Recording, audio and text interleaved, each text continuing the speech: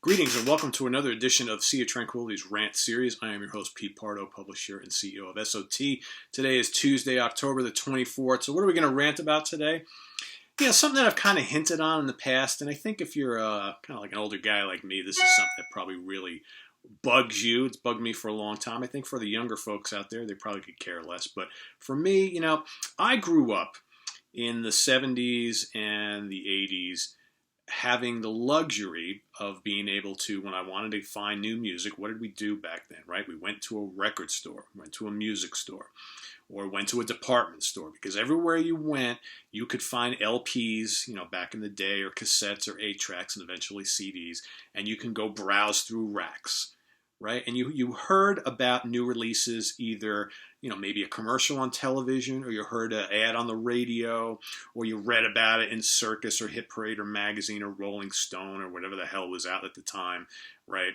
Cream Magazine, a lot of cool magazines out there. You read about something, you went to the store, and if you went to an actual record store, growing up here in the Hudson Valley, we had in Middletown, we had Record World, and we had Book and Record, but you could also go to Jamesway and Caldors and various of the department stores, and they would have racks of albums, and you would go and look through and say, oh, check this out, here it is, And it was very easy to find stuff, and even back then, there was no internet. There's no fucking internet to go and download something or listen to something on YouTube and whatever.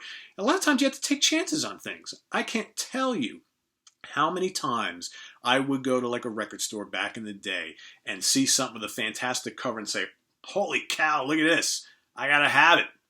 $7.99, $9, whatever the hell it costs, right? And just buy it based on the cover art. I mean, I'm sure we all did it, right?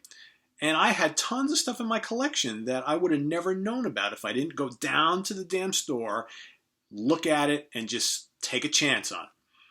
And I can remember, like in the early '80s, early mid '80s, if you were a hard rock and metal fan here in the Hudson Valley, you had the opportunity. We had a store in Warwick, New York, called Rock and Roll Heaven, which was open for a short period of time. And then in Middletown, you had Steve Keeler opened up Rock Fantasy. And both of these guys, would just go stock all sorts of albums and cassettes by all these hard rock and metal bands, from all over the world, many of which we had never heard before. So if you were someone who, was raised on, Black Sabbath and Priest and Aerosmith and Zeppelin and, Deep Purple and Maiden and Priest and that sort of thing, all of a sudden you started seeing all this other stuff popping up in stores that you never heard of before. And like I said, not like you're going to go on the internet and listen to it. You had to take a chance on it, right? Or maybe you read something in, Kerrang or Metal Hammer or one of those magazines, and you say, I'm gonna buy this. So we would always take, chances on stuff. That's what it was all about. Well, that started to change, and then, CDs came out late 80s into the early 90s. And for a while, a lot of these stores were still hanging on. I mean, does anybody remember, because I know I used to love doing this, anyone remember the glory days, if you lived in New York, Tower Records, right? Tower Records, they had mega stores in the Village in New York City. You had one down in Jersey, in the Mahwah area. You had one in Nanuet. There were various ones in the city. They were all over, like the East Coast area. And you could literally go, and I used to do this regularly. I would go to a Tower Records, and I would just sit, and they carried everything. Imports, domestic stuff, rare stuff, and you could just look through every band you liked would have their own section and a rack, and they had stock everything by them. The latest to the oldest, the imports, regardless, it'd always be there.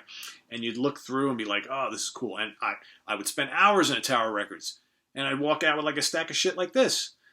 Spend all sorts of money, because you could, because that's where you went. Right? And it was like a social thing, too. You get together with buddies. Buddies of mine, we used to go down to the Village. We go out to a bar, have some beers, whatever, and we go to Tower Records and buy tons of stuff. That's what we did. But what happened? Okay? All of a sudden, the internet came about in the mid-90s. And little by little over the years, you started seeing, digital files, music files popping up all over the place. People downloading stuff, posting music on YouTube, various other places. Then you got Spotify and all these streaming services. So all of a sudden, especially for the younger generation who didn't really know any better. The way you get and digest music is through the internet, and in many cases free or at minimal cost. Why buy a CD? Why put all this crap in my house taking up space? I don't need it. Don't need it. I don't own anything, because they didn't grow up in the same era that we did. So back in the day, you would, pull out an LP. I wish I had one right now. And you'd look at the artwork, the booklets, all lyrics, even the CDs, smaller replication of the LP, right?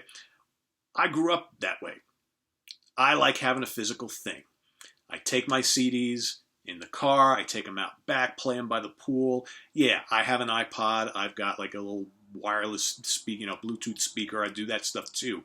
But I like to own the music. Okay, buying a download for me just doesn't cut it. I like to own my music. As you can see, I still buy CDs, and if you go, right now, it's like most of these record stores, they're gone. You don't see in the department stores, forget it. You don't see CDs anymore, right? You go to some of them do still stock a little bit, but you go to a Target, what are you going to find? The music section has shrunk next to nothing. What are you going to see? Like the new Adele CD? Yeah, probably a bunch of those. The latest country artist of the day? Yeah, you'll see some of those. The hip-hop stuff? Yeah, you'll see that. But Slayer releases a new CD. You're going to see it in Target? Probably not. Maybe AC/DC or Kiss or someone big does a deal with Walmart for like an exclusive sale on their music. Yeah, you'll see it there. But otherwise, you're not going to see shit at Target. Same thing at Walmart. The music section is tiny, few things here and there. How about Best Buy, who, 10, 15, 20 years ago used to stock a shitload of music. Now, you're lucky if you can even find the music section in Best Buy. Okay? And let's not even talk about FYE. I mean, I've got one right down the street from my house that I use from time to time. But, more often than not, I'll go down there to look for something new. It's got to be a band on a label that's somewhat popular. Otherwise, you're never going to find it. And there's nothing worse. I walk in there and I'm trying to find something like, a band on Nuclear Blast. I went in there a couple weeks ago looking for the new Venom Inc. CD. They don't have it. It's on Nuclear Blast, for crying out loud. This is, come on. And I walk in there and I'm like walking around frustrated. I have a list of like 3 or 4 things I'm looking for. They ain't got shit. And then, someone who works there walks up to me. You finding everything you're looking for? Fuck no, I'm not. You got crap. You have nothing here. It's like, and even there, FY used to stock a lot of music, and now the music section has shrunk.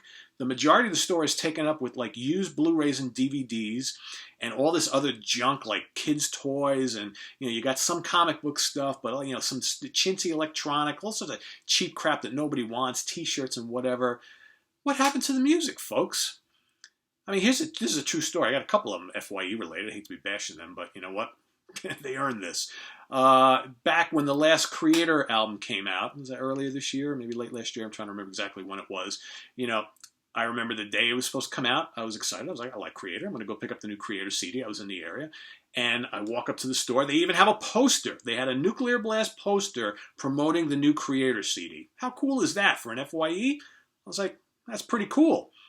I walk in, none to be found.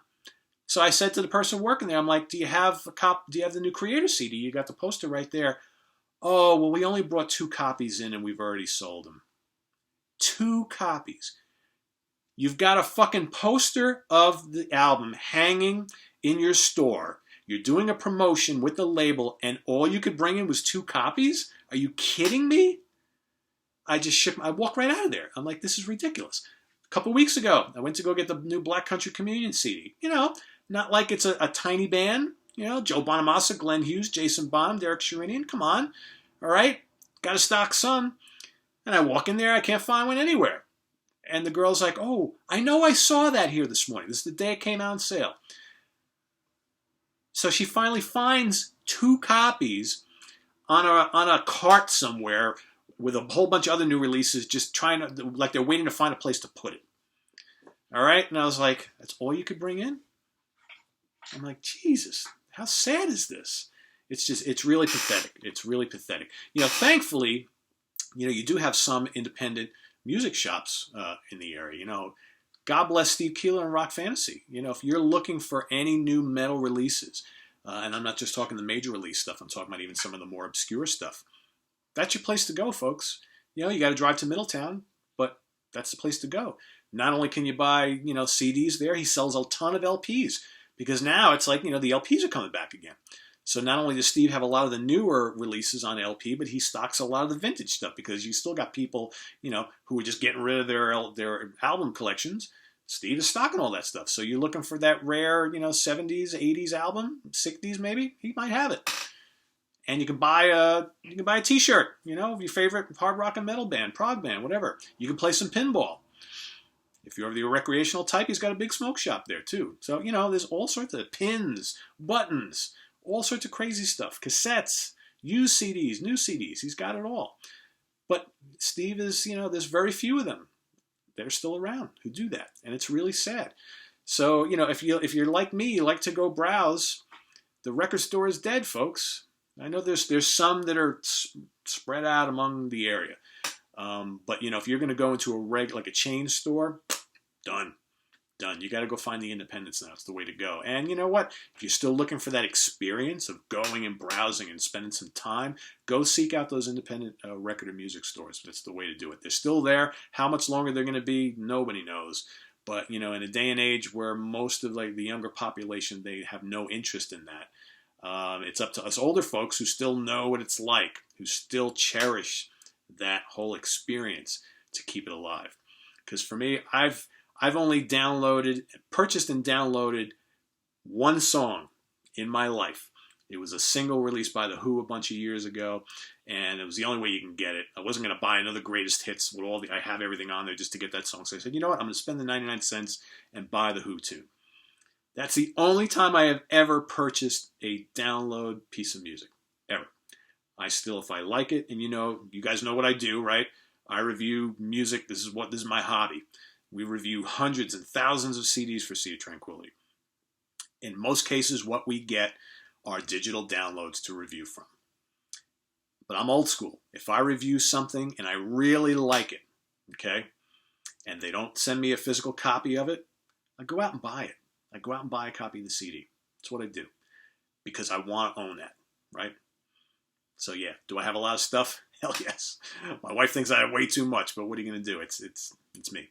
So anyway, hope you enjoyed this episode of Rants, the death of the record store. Let's hope it's not a permanent death, because if you're like me, it's still a fun experience to go and kind of sift through music and look at album covers and, that whole experience. It just, there's nothing like it. So till next time, take care. Go visit your local record store. And if there's not one in your town, go find the nearest one and go.